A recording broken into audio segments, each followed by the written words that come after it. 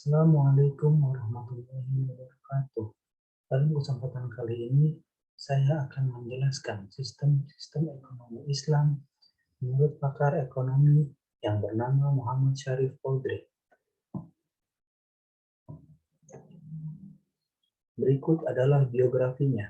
Muhammad Syarif Qodri merupakan hakim agung di Pakistan. Lahir dari keluarga muslim yang taat di Hoshiarpur pada tanggal 10 Maret 1928. Menyelesaikan pendidikan di Universitas Punjab di Lahore, memulai karir di pengadilan sebagai hakim sipil pada tanggal 23 Maret 1963. Pada tahun 1970 sampai dengan 1980, beliau menjabat sebagai hakim sidang di Pengadilan Punjab dan sebagai hakim Pengadilan Tinggi Lahore pada November 1981. Dan pensiun pada 10 Maret 1990, Syarif Qodri terkenal sebagai hakim profesional, bersih dan jujur. Karena reputasi tersebut, pemerintah Pakistan memintanya kembali untuk bergabung sebagai hakim pengadilan khusus sampai tahun 1944. Dalam kesehariannya, Syarif Qodri dikenal sebagai pribadi yang baik, senang dan pola hidup sederhana, dan sangat menyukai pemikiran Muhammad Iqbal, yaitu salah satu tokoh besar Islam dan pendiri negara Pakistan. Berikut adalah karya-karyanya, di mana ia membuat sebuah buku yang berjudul yang pertama, What is Islam, yang artinya apa Islam. Selanjutnya ada Women's Rights in Islam, Hak-hak perempuan dalam Islam, Fundamental of Islamic Economic System, dasar-dasar sistem ekonomi Islam, Dynamic of Islamic Jihad, dinamika jihad Islam, Social and Moral Code of Islam, sosial dan moral kode Islam, Concept of Good in Quran, konsep Allah dalam Al-Quran, Comparative Study of World Religion, studi perbandingan agama-agama dunia, dan yang terakhir yaitu Pillar of Islam, yang artinya rukun Islam. Selanjutnya adalah tujuan-tujuan ekonomi Islam menurut Muhammad Syarif Qodri. Yang pertama, yaitu ada pencapaian falah. Tujuan pertama dan paling utama dalam Islam adalah falah, atau kebahagiaan umat manusia di dunia ini maupun di akhirat. Konsep Islam tentang falah amatlah komprehensif.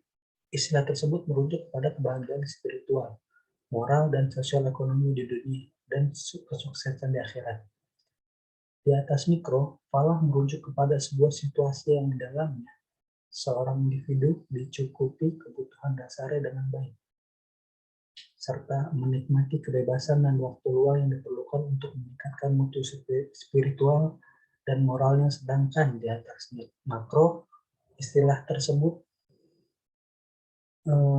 mengandung arti tegaknya masyarakat egalitarian dan bahagia dengan lingkungan bersih, terbebas dari keinginan serta dengan kesempatan bagi warganya untuk memajukan diri dalam bidang sosiopolitik maupun agama, sekalipun kesejahteraan individu dan masyarakat tidak semata-mata tergantung pada kemajuan ekonomi. Karena kemajuan moral, budaya, dan sosial politik itu sama pentingnya, Islam tidak menentang dicapainya kemakmuran material melalui cara dan alat yang adil. Selanjutnya, ada distribusi yang adil dan merata. Tujuan paling penting yang kedua adalah membuat distribusi sumber-sumber ekonomi, kekayaan, dan pendapatan berlangsung secara adil dan merata. Islam mencegah konsentrasi kekayaan di tangan sedikit orang dan menghendaki agar ia berputar dan beredar di antara seluruh bagian dalam masyarakat. Sistem ekonomi Islam menjamin distribusi kekayaan yang adil dan merata melalui peralatan yang bersifat positif maupun negatif seperti pelembagaan zakat dan sedekah, hukum pewarisan dan wasiat, penghapusan bunga, melarang perolehan kekayaan melalui cara yang haram, dan melarang penimbunan. Selanjutnya, tersedianya kebutuhan dasar yang juga merupakan tujuan sistem ekonomi Islam adalah tersedianya kebutuhan dasar seperti pakaian dan tempat tinggal sebagai seluruh warga negara Islam. Nabi kaum muslimin dengan keperluan hidup paling dasar dalam salah satu hadisnya yang terkenal yaitu bentar,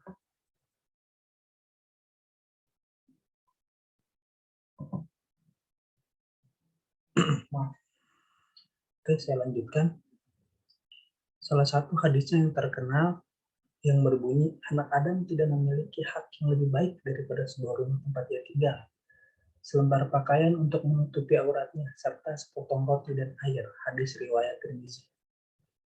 Demikianlah dalam hadis ini kebutuhan dasar seorang individu telah dinyatakan mencakup rumah untuk tinggal, pakaian untuk menutup aurat, dan makanan untuk bertahan hidup dan menjaga kesehatan.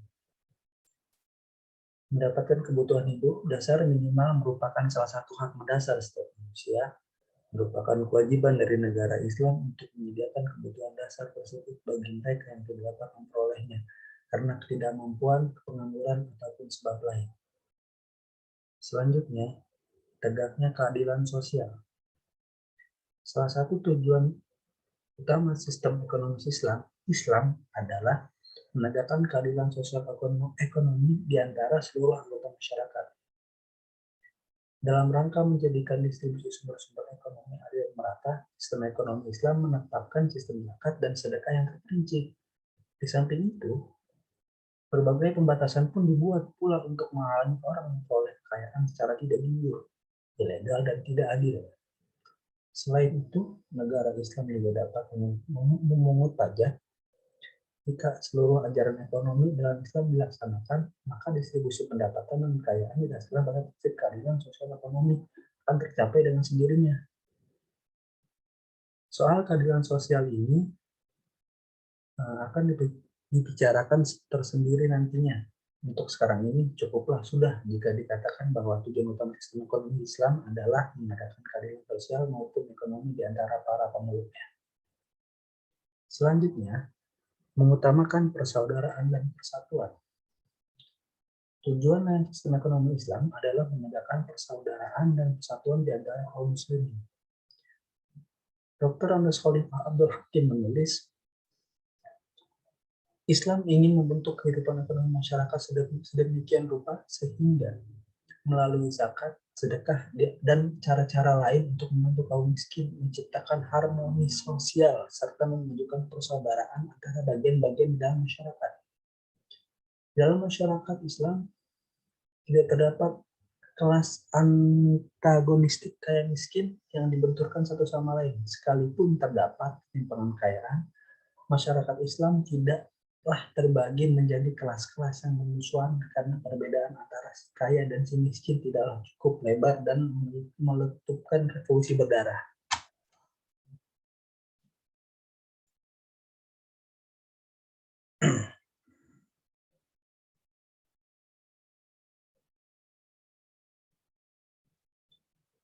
Selanjutnya ada pengembangan moral dan material.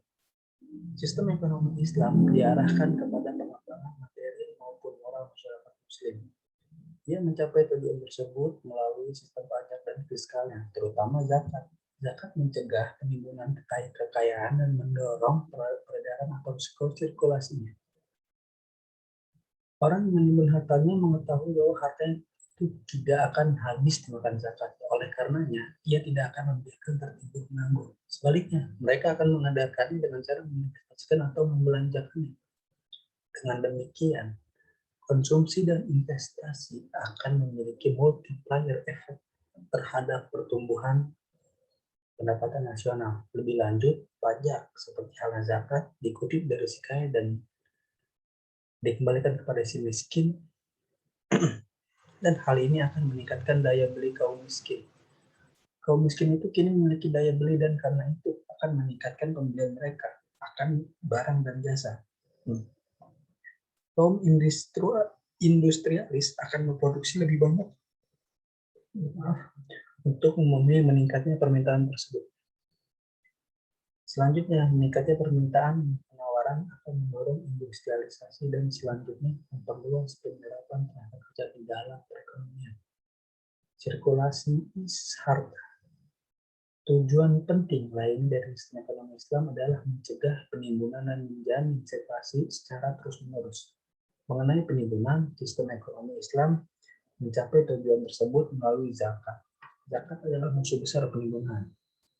Jika zakat itu dibayar secara teratur dari harta yang ditimbun, maka ia akan menghabiskan atau sebagian besar harta timbunan tersebut dalam waktu pendek.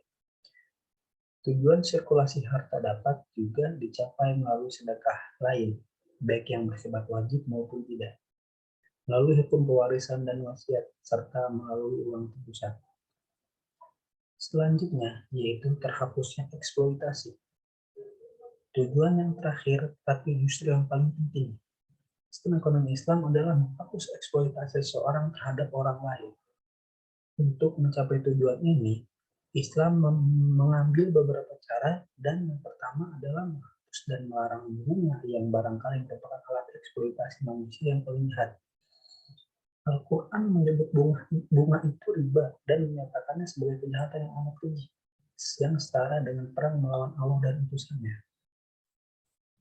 Cara lain yang ditempuh oleh Islam untuk menghapus eksploitasi manusia adalah berhubungan dengan perbudakan. Budak adalah kelas yang paling tertindas di dalam sejarah kemanusiaan. Islam menyatakan pembebasan budak sebagai paling soleh dan amat menganjurkan kepada pemeluknya untuk mendapatkan ridho Allah dengan cara membebaskan budak sebanyak-banyaknya yang mereka mampu. Al-Quran pun telah menjadikan pembebasan budak sebagai penghapus dosa-dosa dan tindakan kriminal tertentu yang dilakukan kaum mukminin. Mungkin cukup sekian materi yang saya bawakan. Bila ada kata yang salah, mohon dimaafkan. Wabillahi taufiq wal hidayah. Wassalamualaikum warahmatullahi wabarakatuh.